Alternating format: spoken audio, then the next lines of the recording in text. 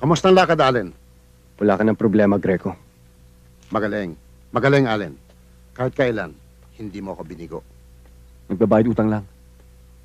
Hindi ko malilimutan yung tulong mo sa akin nung maliit pa ako. Huwag mo nang alalahanin yon. Matagal ng panahon na nakalipas. Pero ikaw lang yung taong tumulong sa akin.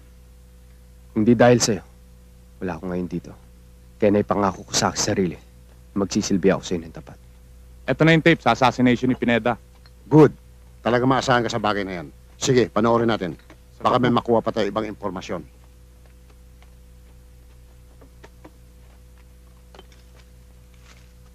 Thank you.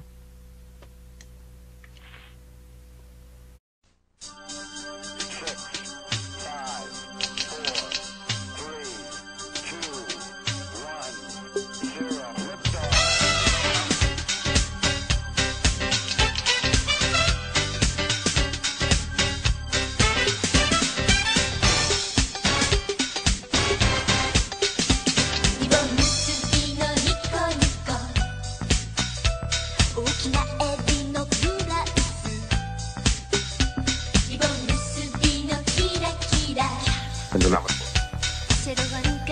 Rewind yung tape.